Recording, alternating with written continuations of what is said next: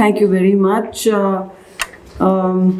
Azaz Saab, the DG here, and of course Zahid, thank you for inviting me to speak on your book. I'm honored and actually very privileged to be here. I have a lot of senior interlocutors and thought leaders here, so I'm going to be short. I'd really rather hear what Salman Bashir Saab has to say or what Aziz Saab is thinking at the back here. But humbling as it is, I do want to say something about Zahid Hussain's remarkable book. And I actually never write anything about anything except when it's to be published.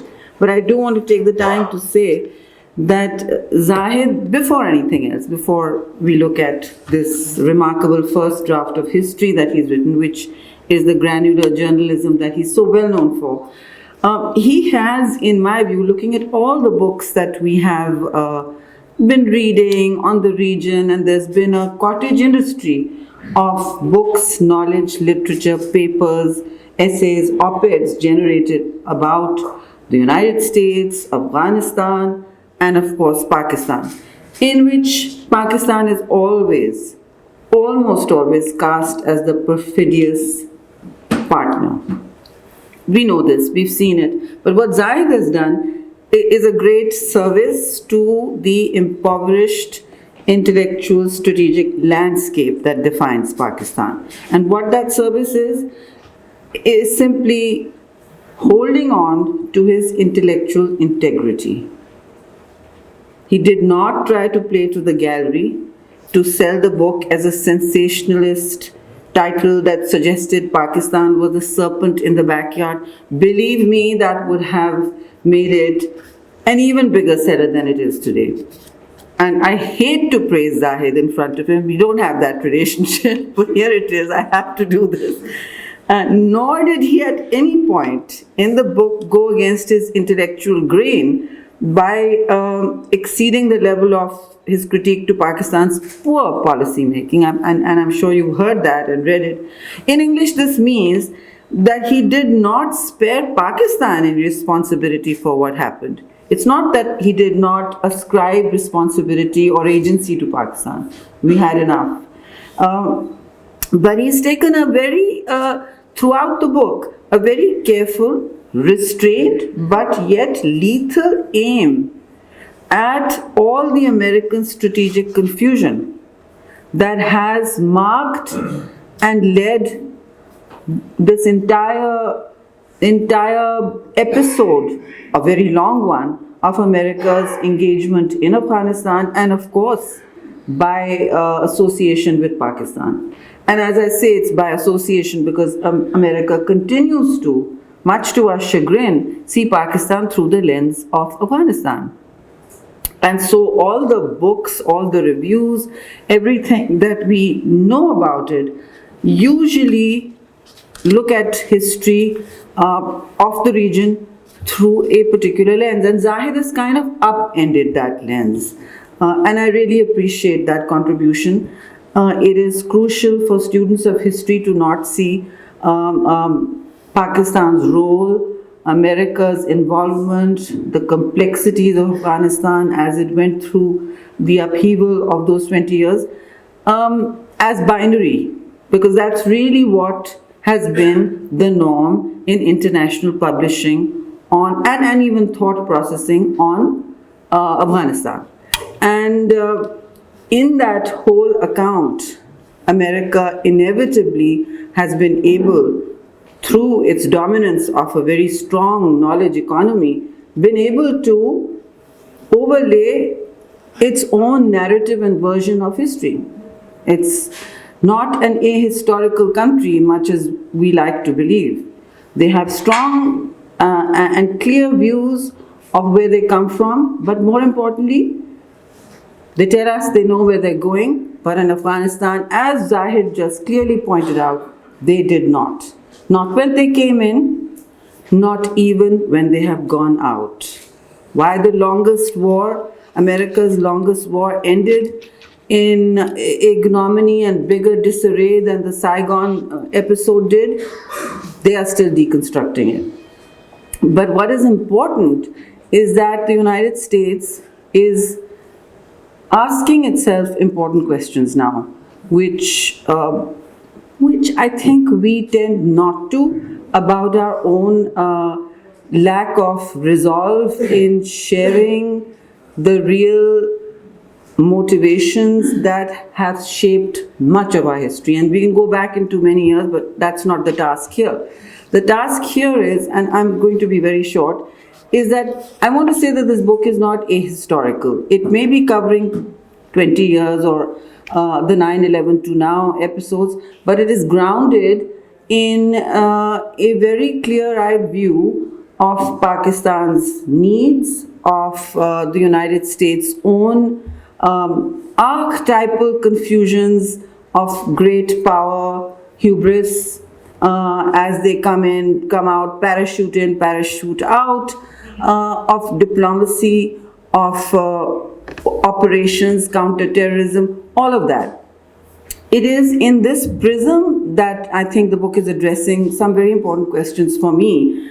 And one is that, you ask yourself, where is it that Pakistan stands today as we face a very complex world of changing tectonic plates? There is a search for multipolarity. For once, Pakistan is faced with choices it should not even be making. And I'm not going to go into all of that, but I think Zahid's book refracts one huge important strain, which I've been looking at, and he has too, in all his years as journalists, and we work together as journalists, is that the reason there is such a huge lack of understanding, everybody talks about it, the book addresses it in its title, it's called, the word paradox comes in. The paradox implies an inability to wrap our heads around each other's motives, plans and ambitions. And that is something, to this day, even American leaders who wish to engage with Pakistan are grappling with. What is the cognitive disconnect between the frenemies? Are we enemies one day, we're friends one day, there's an intense dependence on each other, and then almost within the same week, there is a strong denunciation, often coercive in its diplomatic overtones, of each other, and usually, obviously, the asymmetry in power also plays itself out very negatively for Pakistan, leaving the Pakistani nation smarting with this flood of questions as to what it is we've done to merit this level of, cold shoulder, if you like.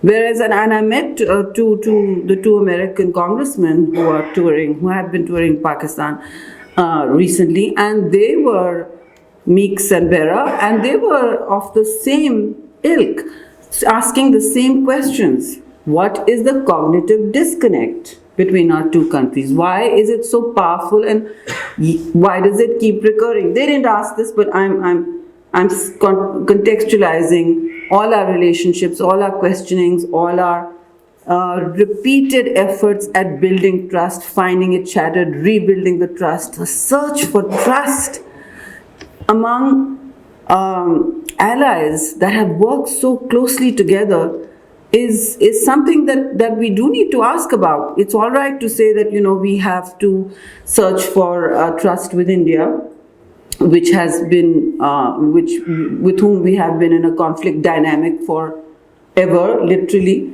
But to ask why we are constantly in a disconnect and seeking to rebuild a trust that never quite settles down to more than a few months of bilateral granularity is, I think, important. And I think running through the book, if you look at many incidents, and there are many, they are part of our recent history, is a strain that both Americans and Pakistanis need to address. We have covertized our relations for over 40 years.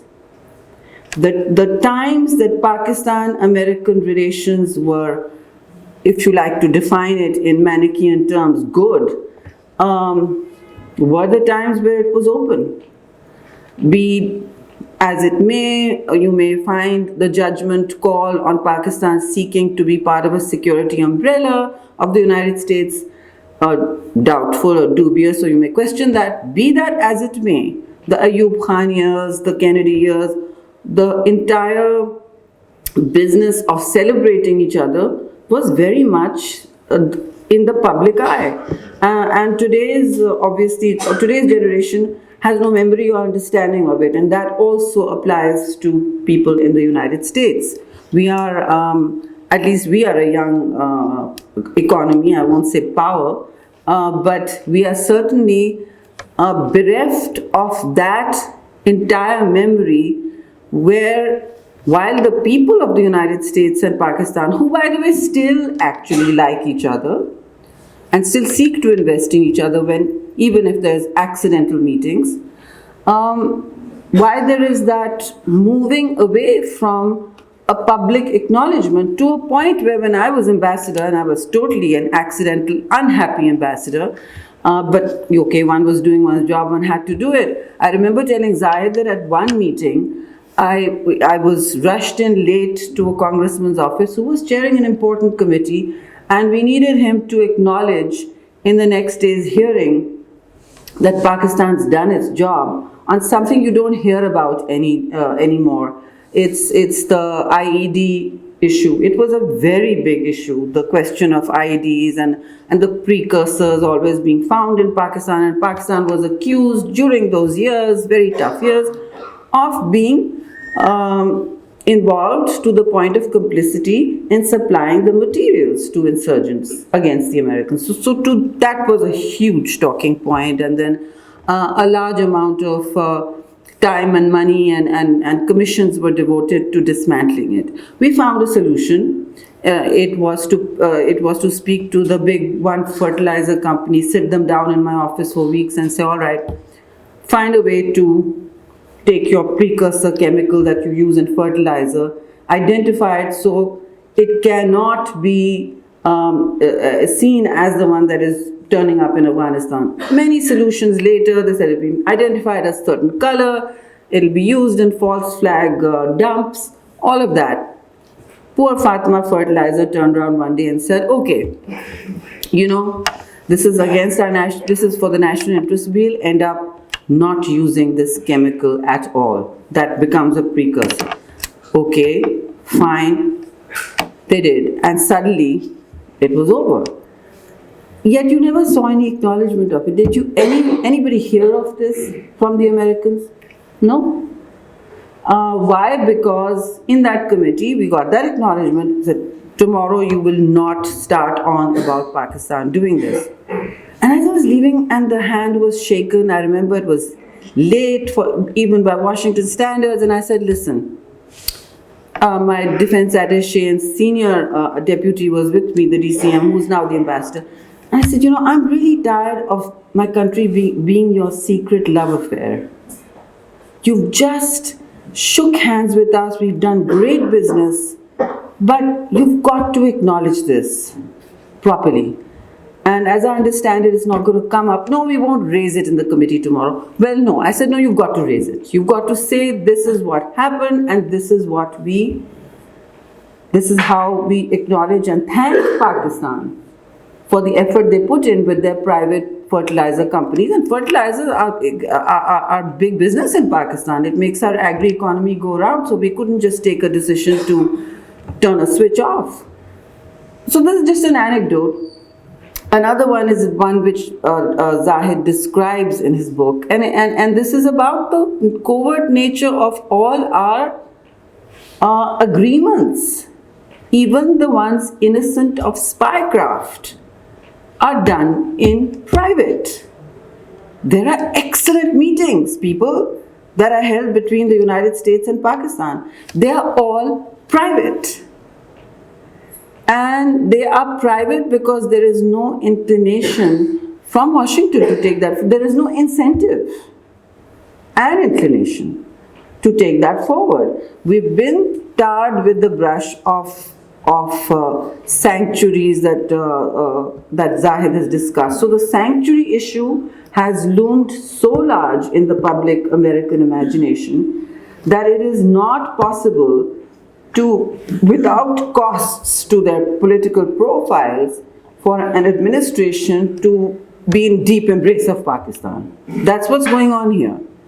That the tarring of Pakistan has happened with such a scale and longevity over the last 20 years that when cooperation ensues, it is too costly for American administrations, which are in a leash to their domestic politics, to acknowledge that. And one last anecdote that was very big and which has play here and is germane and pivotal to Zahid's book, to the whole conundrum that we face today, the Haqqani network. So after IEDs, it became the Haqqani network. There was always a talking point. There was always a buzzword that held us back in meetings. So the Haqqani network, and I'm in General Dempsey's office with 10 of my officers. He's in with his 10, and he mentions the Haqqani network. I was like, I'm not looking to be ambassador again or anything, so I'm just going to say it.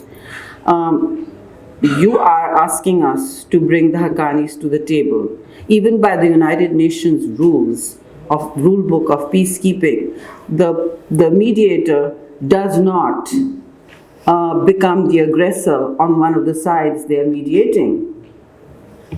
He says, yes. So I said, you are asking us to bring them to the table. And at the same time, you're suggesting that we bomb them out of Afghanistan, off the face of this earth. And you have your drone attacks at full peak. They haven't done that yet. I recall sharing coordinates for TTP.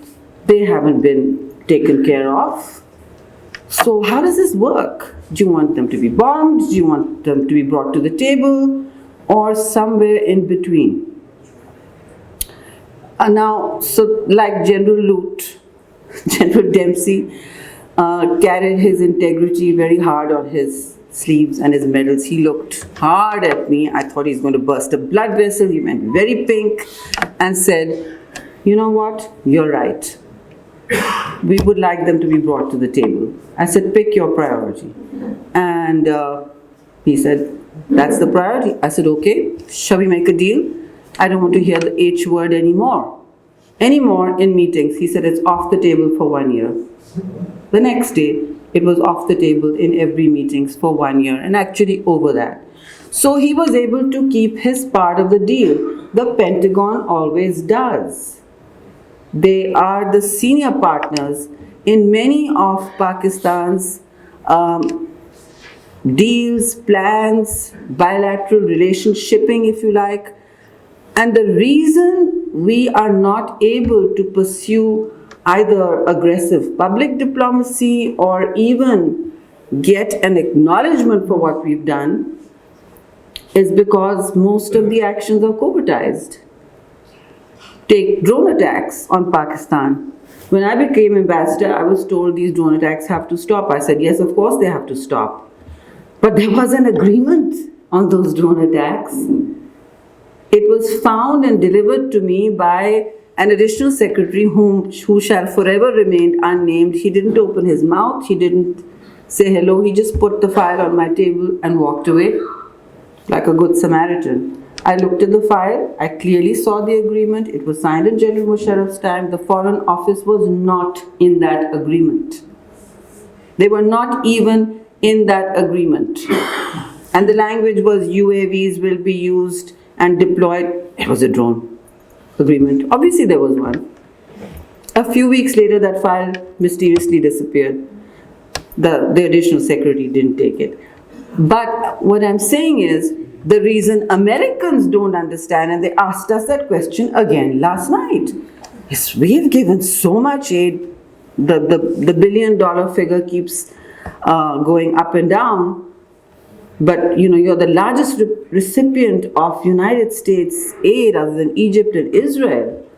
So what is it that you get to hate us for free? That term was repeated even last night several times. Hate us for free.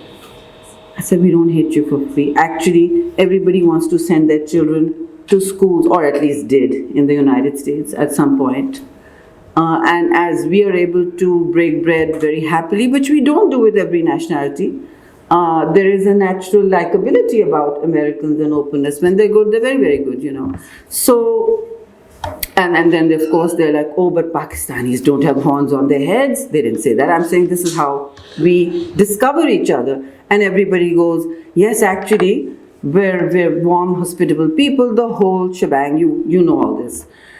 It's because we could not tell them. They had the American public was also denied the information and knowledge that for many years, every night on Pakistan television, there were simulations of drones and predators attacking populations both within Pakistan and on its border. Were they not? Have you forgotten those? So I said, this is how the Americans were seen as projecting power, not through building Tarbela Dam, which they did once, of course. And that was a time of great love for the Americans. I keep reminding them. It is through this, the projection of American power was not known to the American public, you see. You only have to go there to understand that. We're reading our papers, we're looking at our television, and we're outraging. But the average Joe in Idaho does not know that its administration is using its taxpayer money to bomb the hell out of the Badlands on the border. And it's getting weddings, it's getting funerals, it's getting the bad guys too. But it is an extrajudicial form of killing, which is another whole different, the legalities of drone use. So neither the American public have understood what has gone on in their name, and they're asking those questions today, nor has Pakistan actually. That is why there is such a profound cognitive disconnect between the two countries. We have covertized our relations for so long, both the good, the bad, that only the ugliness comes out. Everybody will have a story of American generosity, emotional generosity, and otherwise, and they will also have the similar story about you. Entire administrations used to have it, but all that changed. 9/11 turned everything upside down. It's not that before that it was sugar and honey. No, we had drifted away, and Pakistan had been cast as the breeder of terrorism. That is the problem. That was the problem, and that is the problem.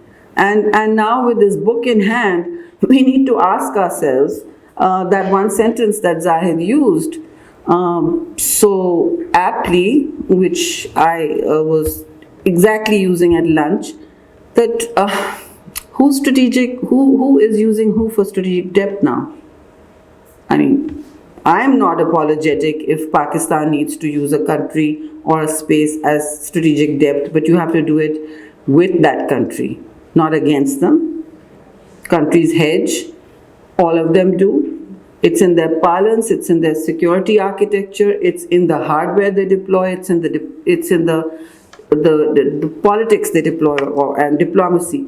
But it cannot be done at the expense of, or be at the extractive expense of another nation. And not saying that we've done that, but the point is, where we stand today, while there's now a commission that the US Congress has made that we have not really talked about or seen, I saw it vaguely in the newspaper, they are looking at, they are asking very hard questions. Congress is asking very hard questions, and I will share a printout of that, of its military, of four administrations that took the United States through this war and came out very scathed, didn't they?